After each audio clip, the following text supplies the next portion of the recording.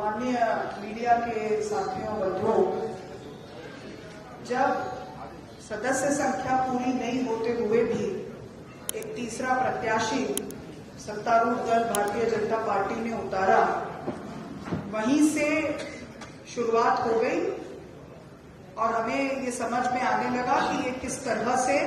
संविधान को, लोकतंत्र को कुचलने की राजनीति, लोकतंत्र को प्ले करने की राजनीति कर रहे हैं। एसआईआर के बहाने और अलग अलग हथकंडे अपनाकर वोट चोरी तक जो मामला सीमित था, आज वो सीट चोरी एसआईआर के बाद ही शुरू हो गई और अब ये क्लियरली यहाँ पर राज्यसभा के चुनाव को भी, जैसे इन्होंने मध्य प्रदेश में पिछले समय में कोऑपरेटिव के चुनाव और अन्य चुनावों को किया है, वैसा ही बनाने की कोशिश हो रही है। एक तरफ ये महिलाओं की बात करते हैं, दूसरी तरफ उन्होंने जिस तरह के हथकंडे अपनाए, पहला सदस्य संख्या न होने पर भी एक कैंडिडेट उतारा, फिर जब उन्हें दिखा कि ये तो यूनाइटेड हाउस है, उनको 3 दिन से इस बात के फीलर आ गए कि ये डिवाइडेड हाउस नहीं है, यूनाइटेड हाउस है जो हमसे लड़ रही है, तो उन्होंने एक लीगल नोटिस की आड़ में,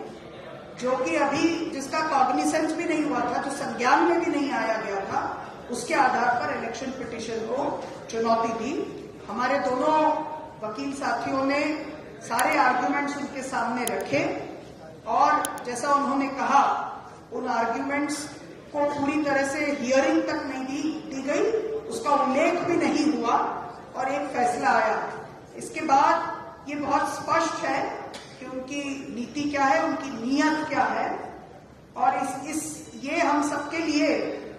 एक ये राज्यसभा की सीट का सवाल नहीं है, मेरा एज अ कैंडिडेट भी सवाल नहीं है, लेकिन पिछले समय जो आइडिया ऑफ इंडिया के लिए, जो लोकतंत्र के लिए राहुल जी लड़ाई लड़ रहे हैं, हमारे नेता, ये आज